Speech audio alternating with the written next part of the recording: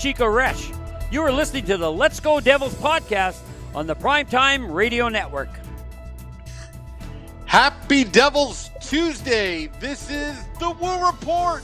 The Woo Report, episode 225, titled Hockey Grit, Contract Negotiations, and PHF. I'm your host, Sam Wu, here with our special guest, somewhere in beautiful New Jersey, Rebecca Moose Morse. Sorry for the technical difficulties, folks, because we got a late start. Somebody got stuck in traffic. Somebody ate too much at dinner. Then there were cops around, and we decided, let's do the podcast from the confines of our own home as we're streaming live on Facebook Live, YouTube Live, Twitter Live, and Twitch on the Let's Go Devils Network. Moose, welcome to the Woo Report. How are you tonight?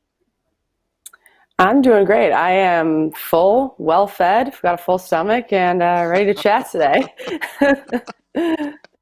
Oh, that's funny. That's funny. Yeah, we ate like champions tonight, talking about hockey grit. We talked about contract negotiations. We basically talked about what we're going to be talking about on this fine programming called the Woo Report. But for those that don't know Rebecca, she's played in the NWHL, now PHF. She is a good friend of the podcast, and you're a gritty defenseman. As far as I'm concerned, I've seen you, using a little cross check here and there, using your physical force, all that kind of stuff. But you and I have talked about this for quite a bit, about hockey grit. And I'm going to put you on the spot here. I told you I wouldn't, but I'm going to put you on the spot here. But it's my estimation that hockey grit can be taught. But what is hockey grit? What's your definition of hockey grit?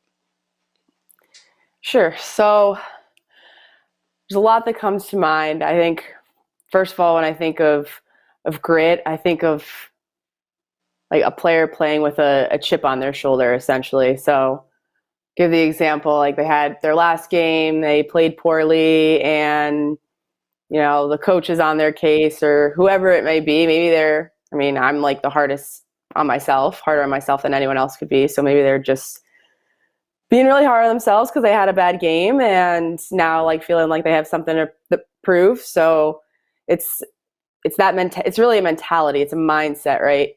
You need the physical abilities, the technical abilities, in order to, I think, be successful as it relates to grit. But I think first and foremost, it's a mindset. It's how you approach battles, all over the ice. Absolutely.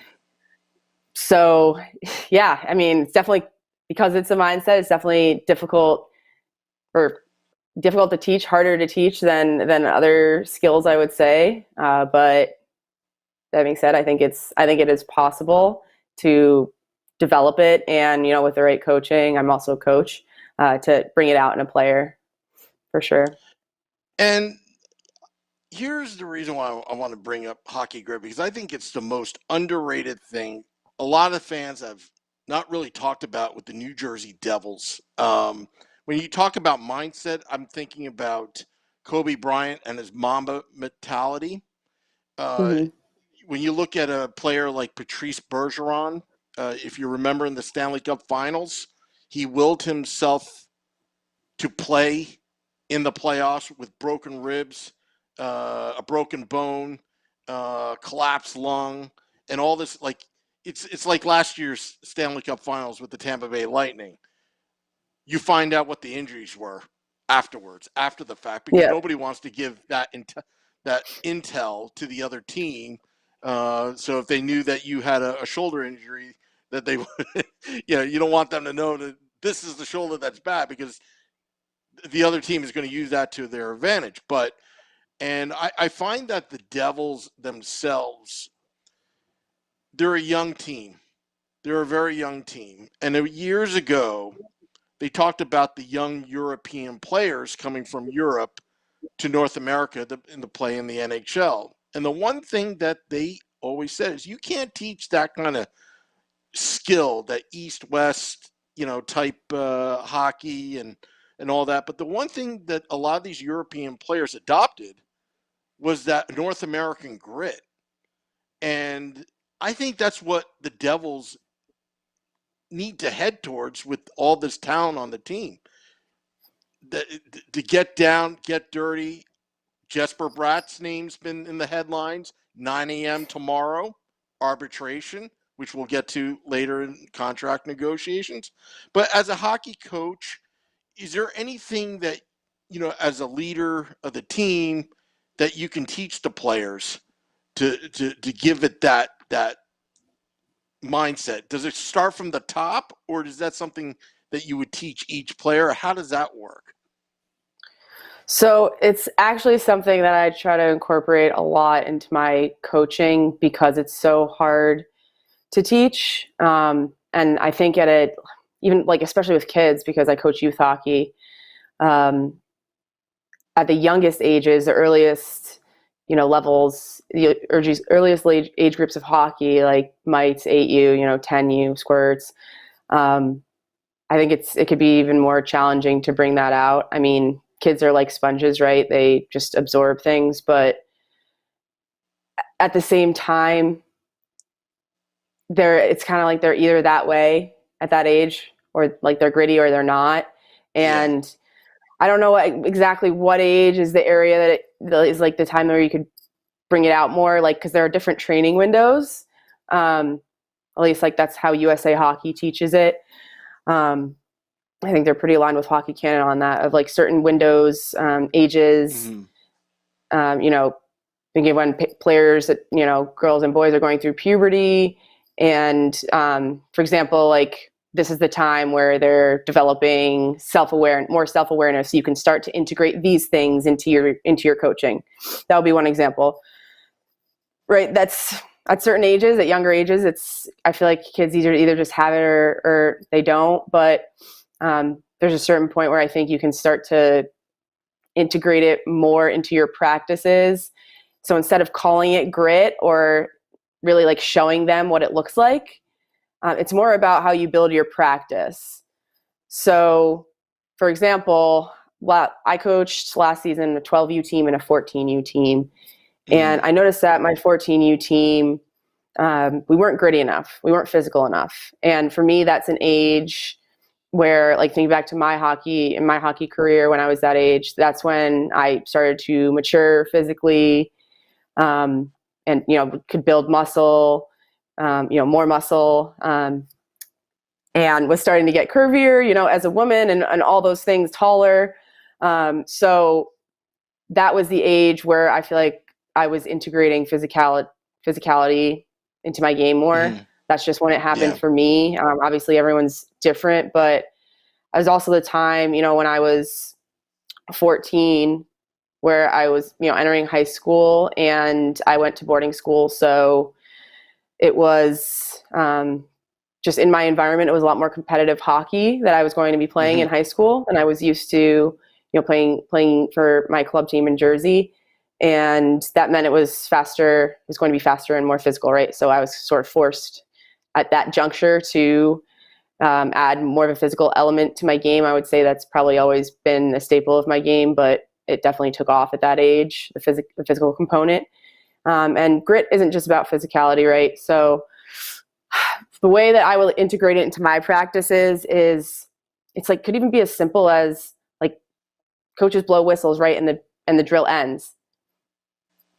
What about removing that in certain drills, removing that whistle and and having them play until the goalie freezes the puck, or the puck's in the net, or say there's a D because you can't leave D out, right? Or the D like skates it, if there's one net, like skates it to a certain like threshold with, full possession, puck on their stick, and that's like their equivalent of scoring.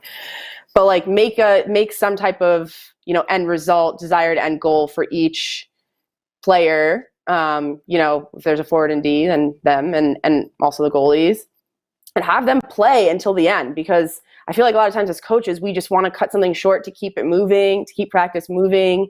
And, to allow the next players to go. And so you're managing like the work to rest ratio.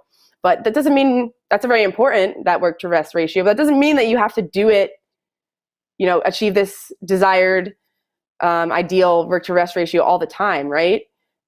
Because, right, it's not in a game. Yes, there's a whistle, but it's not to end a drill, right? It's only when the goalie has frozen the puck, or the puck's gone out of play, or the penalty, or one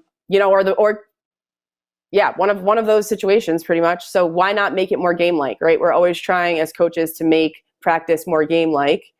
It's all about, I think, getting creative and, making it as game-like as possible. And when I think of hockey grit, I think of like battling along the boards, in the corners, in front of the net. I mean, it's all over the ice, but I think of those 3 spots in particular. And I think of Scott Stevens.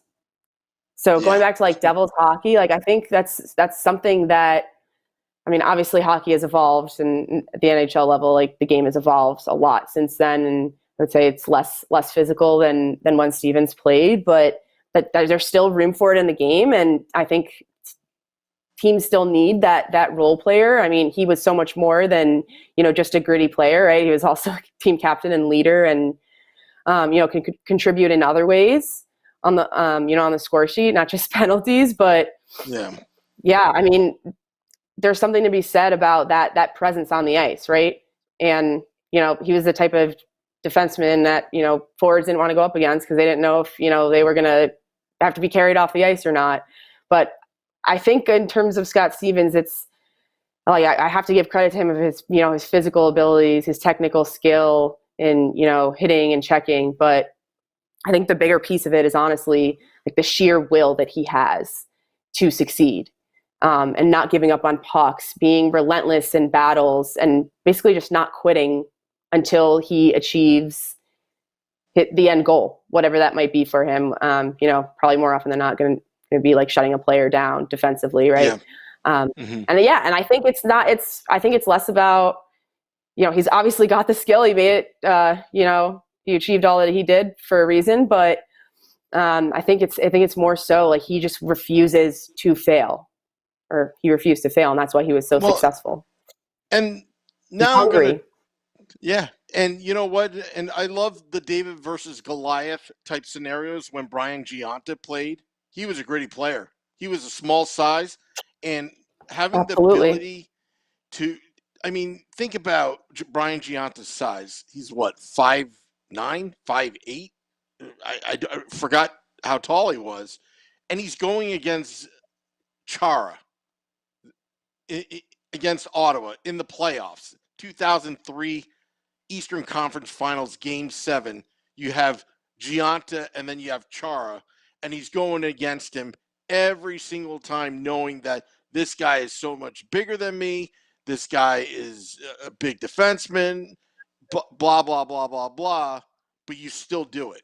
You still get nitty gritty. You even though you don't want to do it, you still do it. And then when you look at the New Jersey Devils, you look at somebody like the current Devils, like Jack Hughes, what he has to do night in and night out, using his skill and his finesse and speed to go against a lot of these big defensemen. And Jesper Bratt as well. We've seen Jesper Bratt.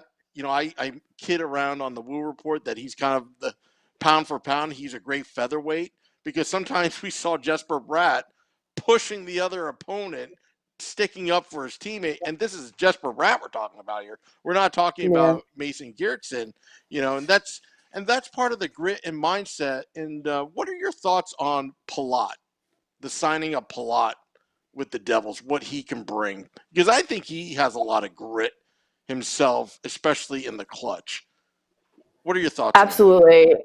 I think he's one of the most underrated players in all of the NHL. That's funny, actually, that you bring him up, because, I coach a lot of players. I'm the director of a girls organization here in Jersey, Princeton Tiger Lilies, and I coach, 2 teams, but I really coach every single player in the organization, or or at least try to, and I'm on the ice with them at some point throughout the season and in the off season, all of them. And, communicate with their parents. That's a big part of my job. Aside from the coaching and mentorship pieces, I'm interacting with parents constantly, and I see it as really like a partnership and developing their child on and off the ice. The reason I mentioned that is because there's one player in particular, my coach, who is young.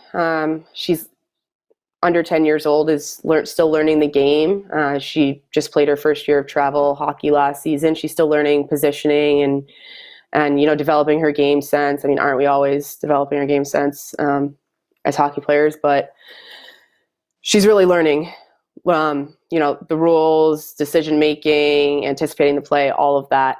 Where she should be on the ice, how to support the puck, how to defend, everything. So her mom had reached out to me and asked. As a family, they were watching a lot of playoff hockey, and she asked for a recommendation for one player to watch.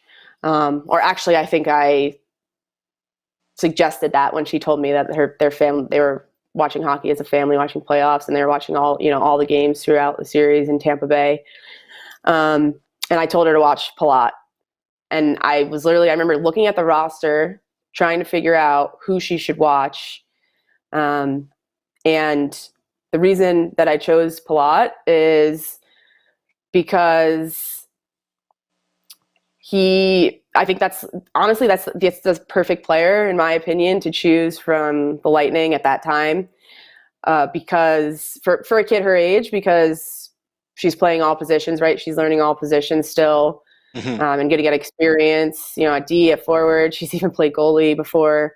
But I thought that he was the perfect player to watch and try to emulate and follow on the ice on both sides of the puck, defensively and offensively. He's responsible, very disciplined defensively as a forward. So that's why I chose him, right? He's not a goal scorer. He's not a flashy player. He does score goals, yes, but he's so much more than that. And really, I think he's been, people call him a Swiss Army knife because he's so versatile as a player. And that's something I value. Because as an athlete, professional athlete myself, I've spent 3 seasons playing forward when my whole life, wing, when my whole life I played defense for the most part. So I was learning a new position pretty much at the professional level. And at first I was really, obviously I wanted to help my team however I could, and, wanted to get playing time regardless of,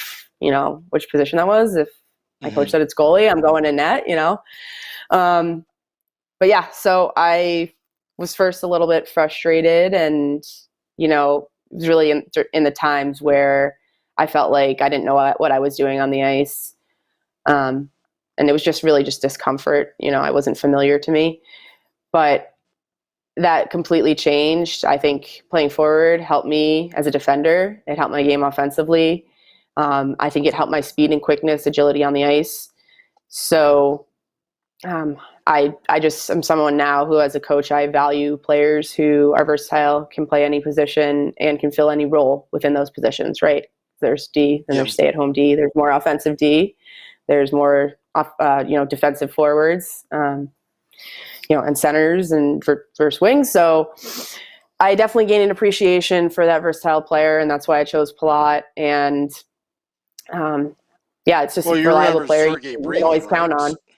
Sergei Brylin, back in the day. I mean, these are the players, and I've talked about this many times on the Woo Report, on the Let's Go Devils podcast, that I think we are so data driven right now with the analytics that what gets lost is when you build a team like the New Jersey Devils, it's almost like the circle of life. It's in Lion King, like each animal in the whole circle of life has its job and it has its duty. Like there's one lion, there's I don't know, Hortwalk, whatever, The whatever that hyenas. animal is. Yes, The that's it. warthog. Yeah. Yeah, or whatever. But you get what I'm trying to say, because Mason Gertson gets made fun of by a lot of fans. Like, why is he even on the team?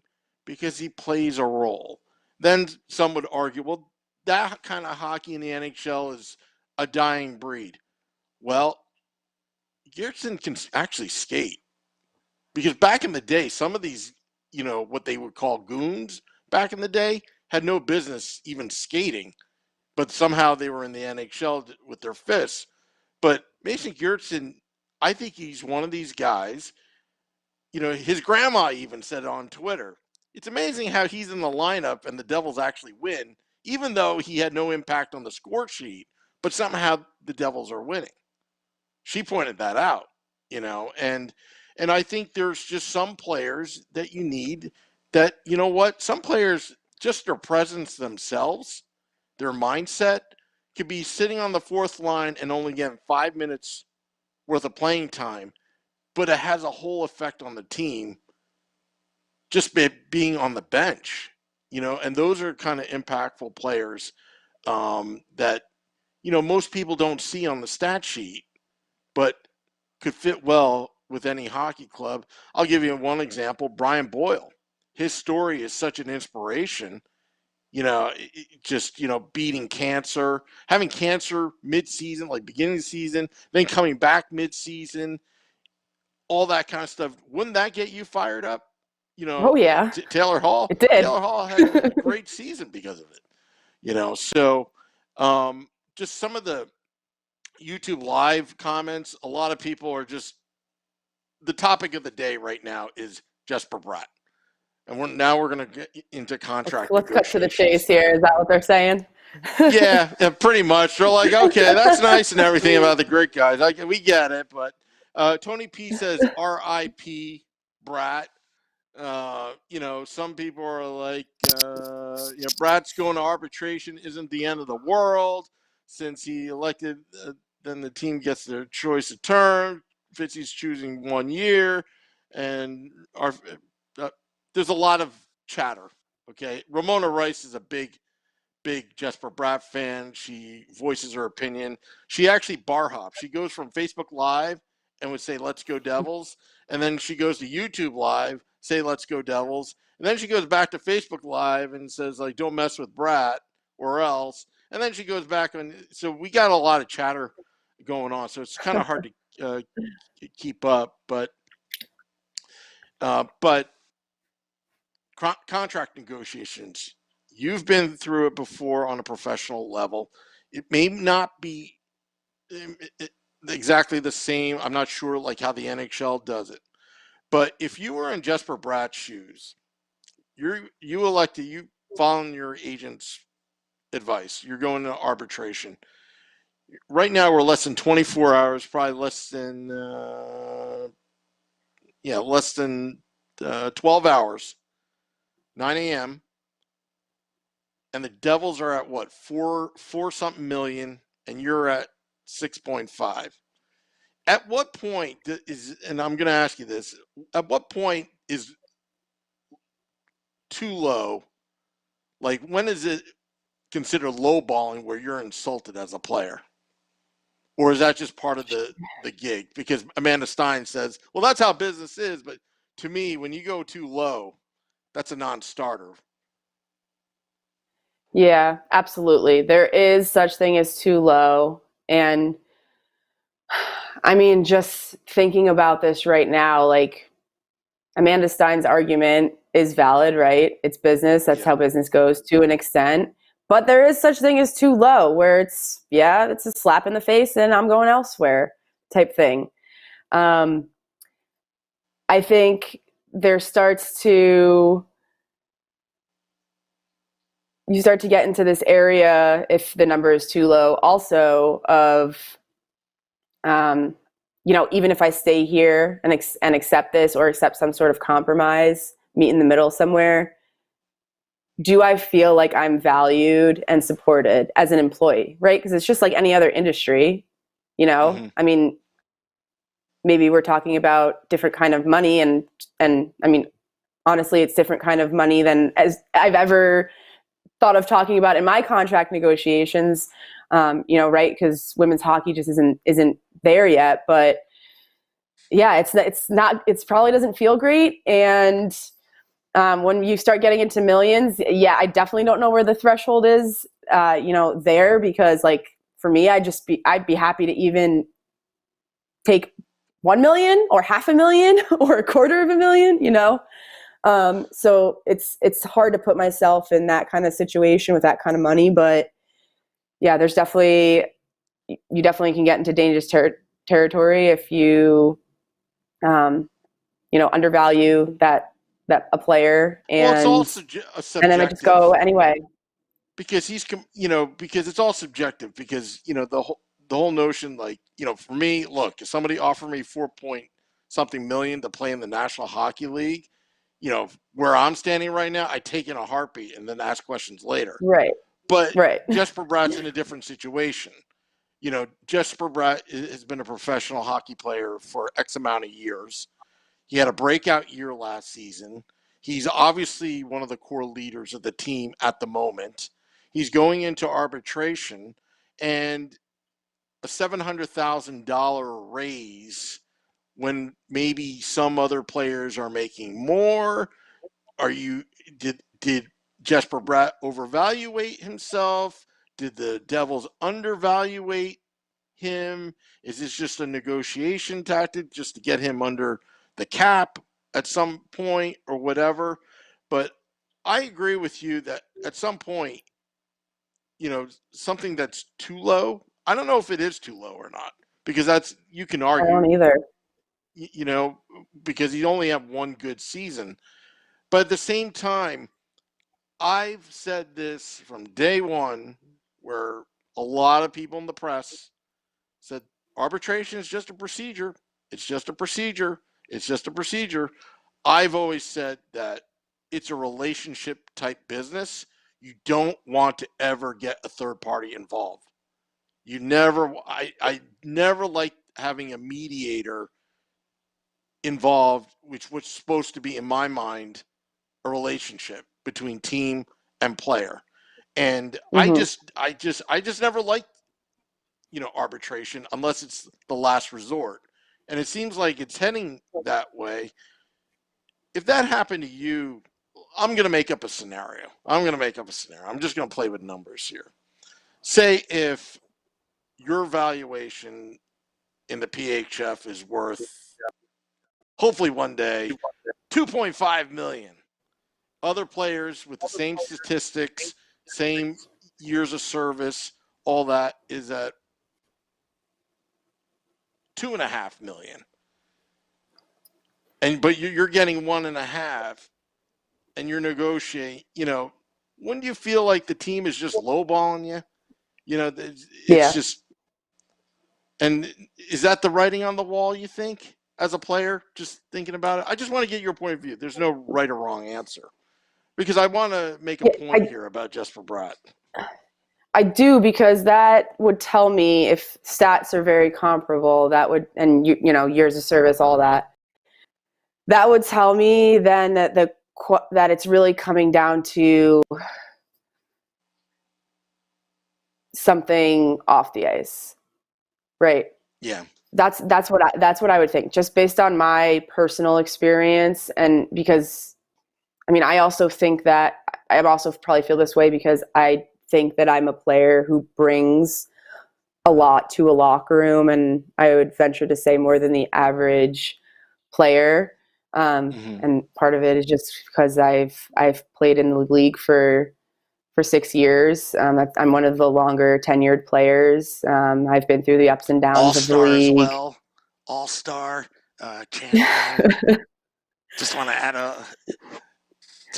right, like, but the other part of it is I've had, like, from year to year, my experiences have been vastly different. So I told you, like, I played forward for 3 seasons, then I went back to D.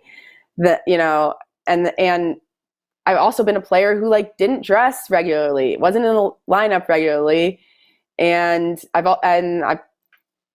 I first joined the league as a practice player, not expecting to play in any games, and not getting paid unless I played in a game. That's just how it was structured. And I was playing mostly forward at that time, my first season. But I really had to reinvent myself, because I wasn't getting the minutes, and I knew kind of what I was signing up for by being a practice player, because I stopped playing hockey, retired for a couple of years. So I kind of wanted to ease myself back into it. I was also like very out of shape. So anyway, yeah. And then, I would say like my breakout season, 2018 or 2019, 2020, when I made the All-Star, I was a fan vote and the GM vote. I participated in All-Star weekend. 2018, we won an Isabel Cup with the Riveters. But that my breakout season, 2019, 2020, I went from being like a player who was not regularly in the lineup, and when I was like kind of like third line, to top D pairing, assistant captain, leader on my team, or at least for the letter. But like I was one of two returners to start the season, myself and Madison Packer. Mm-hmm. So I really, I've had a lot of different experiences. So I think because of those experiences, I value myself higher. And in this hypothetical scenario, I definitely would too. If the stats were comparable to another player, like I know that I bring so much more that doesn't show up on the score sheet to a team and to a locker room. So I think, there's something to be said about that. Just like you're saying with the presence. There's also like players who are more engaged with fans and the community and that kind of stuff, and use their platform more so, and draw in fans. And I think that's an area that I excel in more. So like what you need to put a value, you need to assign a value to that somehow, right? I don't know exactly how this relates to Jesper Bratt, but yeah, he's one of the longer tenured players with the Devils. And I think that he probably does bring a little bit of like what I'm talking about, especially for the players who are, he's young still, but like the players who are young and newer to the organization, like I'm sure that he brings a lot of that to a locker room. Maybe a calming presence, who knows? So that's important. And, I would say like if that's, you don't want to mess with that. If, the Devils have that right now, even a comparable player on a score sheet stat wise, you don't know if they bring that element. They might bring it in different ways that the Devils need that Bratt can't provide. But so it's all becomes like a guessing game, right? But I, at the end of the day, believe like if it's working there and he plays that role and fills that role well, in the locker room, then why mess with it? Especially when he had a very strong season and has I would say like he's been trending this way since he started in New Jersey. So keep it going. Forth, yeah. I have a personal question. You don't have to answer it. Now, when you negotiate contracts with the PHF and the old NWHL, do you have an agent? Do players normally have agents, or that's all self-negotiated, or do lawyers get involved? And is there arbitration? Some players, some players have had agents in the past. I would say this is the first off season where I don't know. I won't put a percentage on it, but a lot of players I know have been using agents, and that's just because the salary cap has increased, and the league is growing. It's a good thing. I have a question. I think we wanted to be in a spot where we need agents, and I feel like it was few and far between. Can I be your agent? Please do. This is how I'm going to negotiate. Please do. This is how I'm going to negotiate. This is Rebecca Moose Morse. So she has a great brand, Moose. Okay, so you're going to pay up there. She is a veteran of the NWHL and PHF, so you get experience there. So that's more into, the negotiation. And then I'm going to be like, all-star, assistant or alternate captain, leadership skills, defensemen come at a premium, and this and that, and I'll take my, I don't know, 5% cut, 2%, I don't know what they do, and then call it a day. That's how I would negotiate you. I would use a soundboard the entire time. You're hired just for the special effects. Yeah, That's great. Yeah. And this is what happens that's like in the end. Psychology. Yeah, and this is what happens in the end. Sam, what did you do? They hate me now. They hate my agent. But I just want to kid around. But R. Nunez of the YouTube Live says, appreciate getting Rebecca's insight and views. Good getting variety of guests to add new voices to the podcast. Something new we're doing here on the Woo Report, because the Woo Report, you normally go solo. I just complain about everything. People complain, this and that. But I just wanted to get a different perspective. For those that don't know, Rebecca and I had dinner tonight. We should have made the small talk in the beginning of the podcast, but of course, it was right to it, which I swore that we were supposed to do 10 minutes of small talk in the beginning with all the technical problems. I forgot. But we had a great time. We ate like champions. I'm still stuffed, by the way.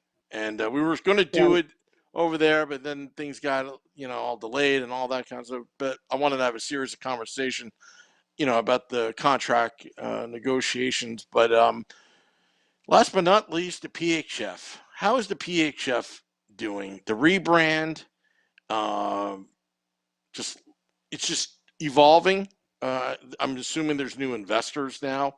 It seems like the league financially has got some backing. Tell me more about the PHF and what's happened in the last year.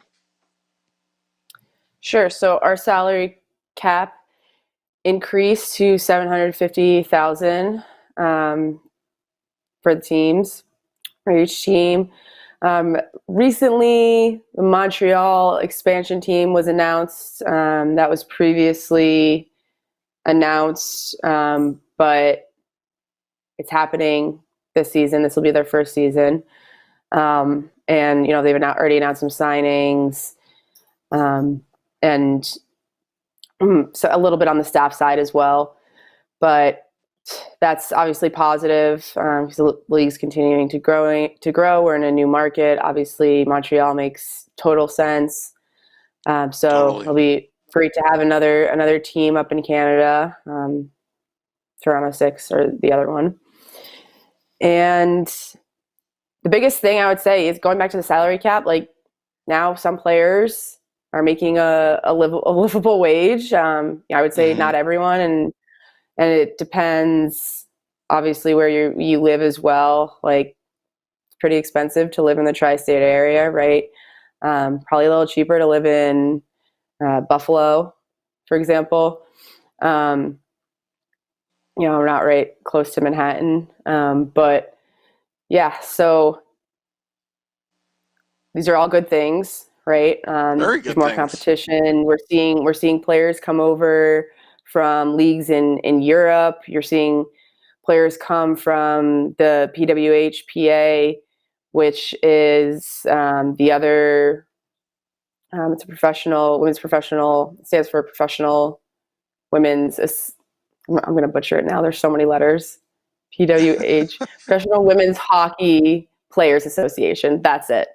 So they didn't have like a traditional league model like the PHF, where you're competing for a championship. It was a little bit different. I won't get too much into it, but we've seen players come over from that association as well. So, and previously there was a little bit more of a divide, I would say, between the PHF, the PWHPA, and then the leagues in Europe.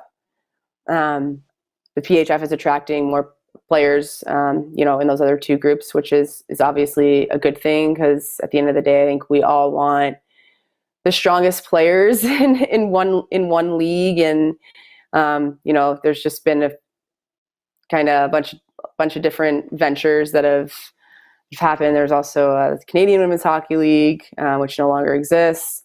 So I think we're moving we're moving closer to the strongest women's professional hockey league that could possibly exist. That's a good sign. And like I said, some players will be making a livable wage where they don't have to have another job, which has never really been the case in the past. Unless you're it's trending out in the of right college direction. and still being supported by you're not fully independent yet, but it's trending in the right direction. Full health care. They're building out the staff for the league and for teams, which is super important. Obviously to have dedicated people in positions, for things like marketing and ticket sales and sponsorships and PA announcers and all of that. Maybe that's where I need to get my start. That's where I think seriously. I need to get my start. I'm gonna. I joke about it, but I actually do dream it. Like, do you think I'd be good for the PHF? Of course. We'd love to have your voice. Now, your starting lineups for your Connecticut Whale. Starting on defense, number 79, Rebecca Moose Morse. And everyone's like, is that pretty good? That was actually pretty good. Oh, yeah. Okay. Honestly, I haven't gotten. I don't know why no one's done this yet, but like when my name has been announced in the past, it's just been my first and last name. No one's ever thrown Moose in there. Are you serious? Not a PA announcer. I would say play-by-play for, like video coverage. And like I can remember back in like college. Oh no, I would say coverage, broadcast coverage. Yes, but not in game over the PA. No. Really? Yeah, I'm like missed opportunity. Come on. Really? Not in the starting lineup. No. Just send my demo fire me up to more, the PHF. probably. Just send my demo to the Fire me up. PHF. Be like, my agent wants to be a PA now.